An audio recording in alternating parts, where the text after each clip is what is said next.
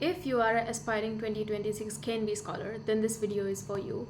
I will be explaining all the documents required to apply for the KNB scholarship, and if you haven't accessed the playlist yet, please check out my channel. I have made every single video related to KNB so that it makes your application process more easier and your chances to win the scholarship higher. So, hi, I'm Mansi. I am a 2023 KNB scholarship holder, and just for information, very soon I will be hosting a live webinar related to Indonesian government scholarship. So do not forget to follow sonderia.co for more information. And yeah, let's get started. So when it comes to documentation, all the necessary information is already present on the KNB's official website. I will link down the website in the description box. But now when we open the website and we go check the procedure area, we can see the list of documents needed. So very first thing they have mentioned is the curriculum vitae, which is a CV or resume. I got a question recently asking that if we are applying for bachelor's and we have just completed high school, do we really need a CV or a curriculum vitae? Then the answer is yes, you need it, because it's not just about work experience, but also in a CV you can mention all the volunteering work you have done. Maybe you've participated in school functions, if you have participated in any competitions, you can mention the prizes you've won, you can mention the extra certificates that you have instead of just schooling. And this is something that makes your application way more stronger than just your academic grades and transcripts, because I've noticed that the scholars who get selected are excellent not just academically but also outside of academics. So extracurricular activities, prizes, competitions, volunteering, it matters. So make sure you make a proper curriculum vitae for your application. The second necessary document is obviously a passport.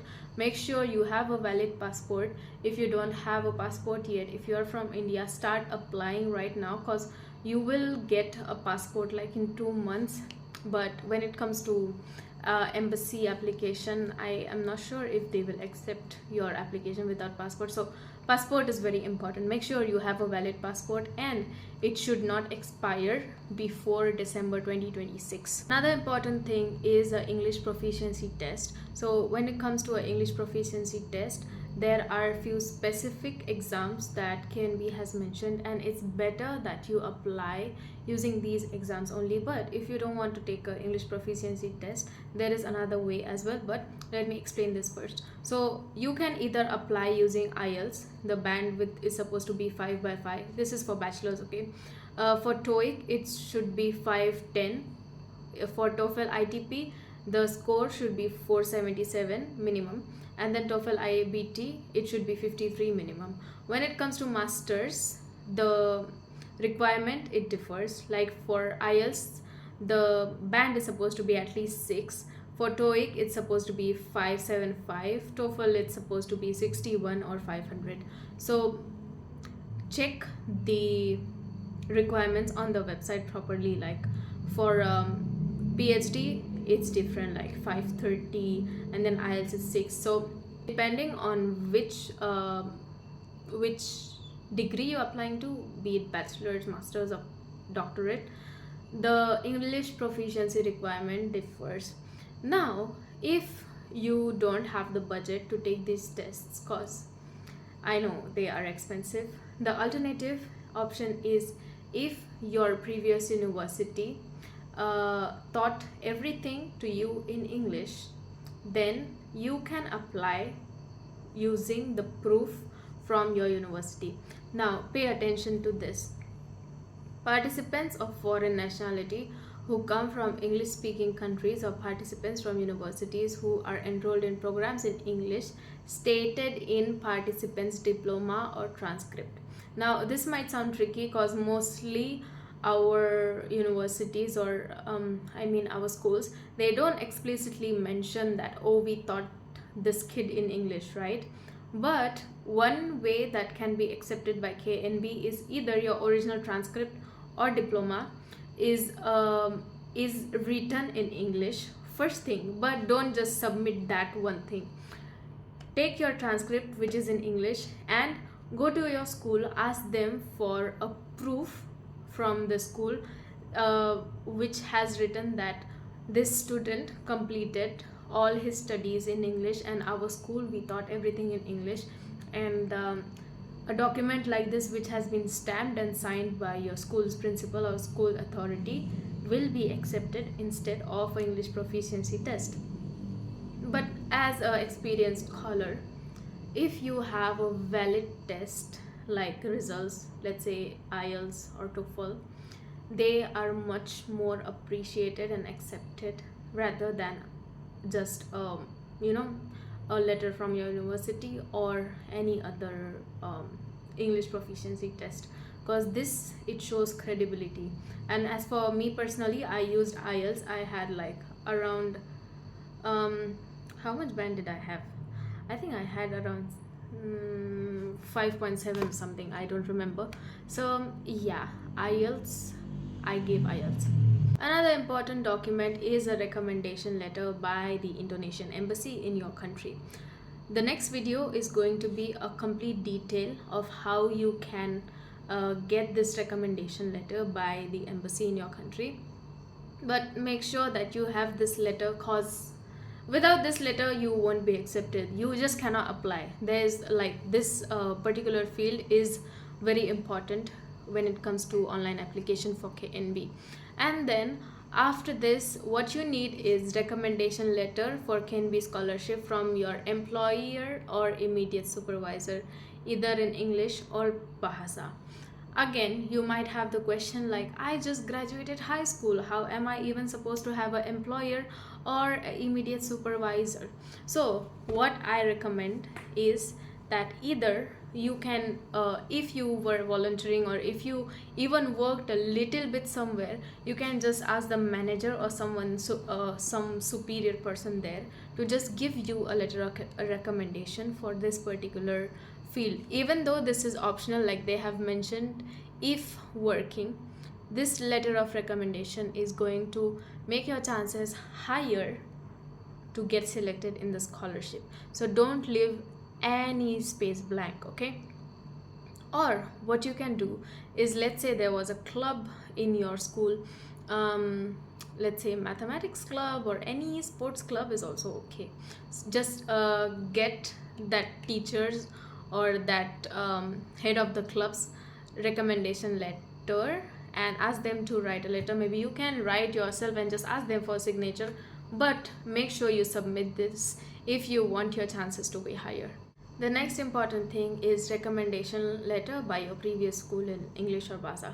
So what you need is either from your school's teacher or your school's principal. You need to get a recommendation letter. A recommendation letter is somewhere like a letter a teacher wrote for you stating why you are a good applicant, why you are a good candidate for this particular scholarship, what are your strengths and weaknesses from the teacher's point of view. So I will make a detailed video on how to write a recommendation letter, because mostly it happens that teachers, they don't write this letter themselves. It's the student who writes it. So in my case as well, I was the one who wrote a recommendation letter for me, but then my teacher was the one who signed it. And I will give you, if in case your teacher refuses to write, I can just give you an idea of how you can write a recommendation letter so that it feels like the teacher wrote it, but yeah, you get it right. Now, the next important document is a scanned academic certificate and academic transcripts copy of high school degree in English or Bahasa that has been legalized by the Ministry of Education and Ministry of Foreign Affairs of the applicant's country.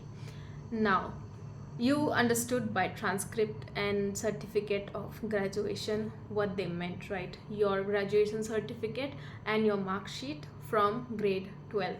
But pay attention that it has to be legalized by the Ministry of Education or Ministry of Foreign Affairs. So in India, we need to get this apostille. We call it apostille. For other countries, I'm sorry, I do not know, cause you will have to do your own research when it comes to apostilling process or legalization process in your country. But when it comes to India, we call it apostille, and it's done by the Ministry of Foreign Affairs. And I'm sorry to say, but it is quite expensive to do it. Per document I paid around 3,000 rupees something. No, I think 1,000 something, I don't remember, but I have already made a video on this. You can check this video out. This is a video where I've shared about how you can apostille your documents in India, so please check this video out. And yeah, if you're not from India, you will have to do your own research on this topic, because your documents will not be accepted if they are not legalized, if they do not have the stamp. So legalization is basically you send your document and they give a certain stamp on your documents, and if that stamp is not present, your application won't be selected for KNB. They won't consider it, because it's a proof that this is actually a valid document and is not a fake one. Then the next thing is obviously passport. Make sure it is still valid at least until December 31st 2026. And then yeah, when it comes to documents, make sure they are scanned in electronic documents in .jpeg or .jpg format only, and make sure the maximum size is 300 KB. Make sure that all this scanning and stuff is done as stated, because sometimes there might be some technical glitch and you don't want your documents to not reach the final stage, right? So yeah, that's what you need to do. And make sure that when you scan these documents, don't scan with your phone, because the quality is somehow it is ruined.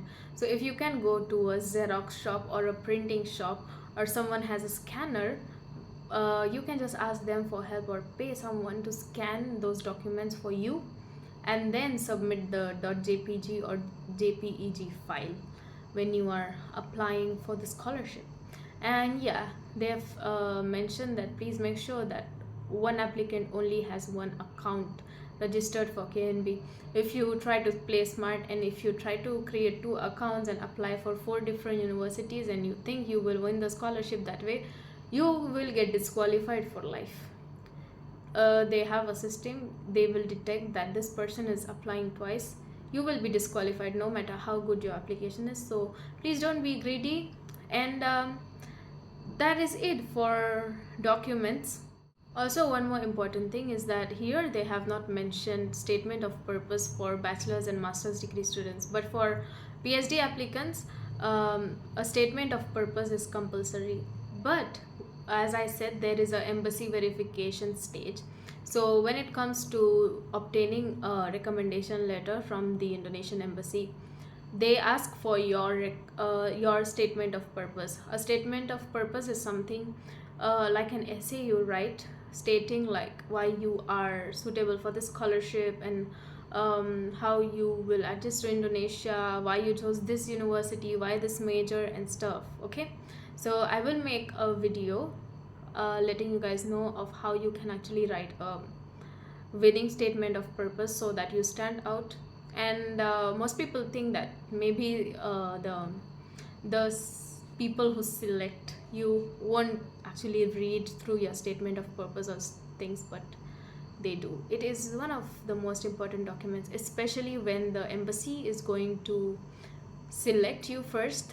They are going to go through your statement of purpose. That's how they will figure out if you are a suitable candidate or no. So yeah, this is it when it comes to documents. Next video I will tell you how you can contact the specific embassy in your country to obtain the letter of recommendation.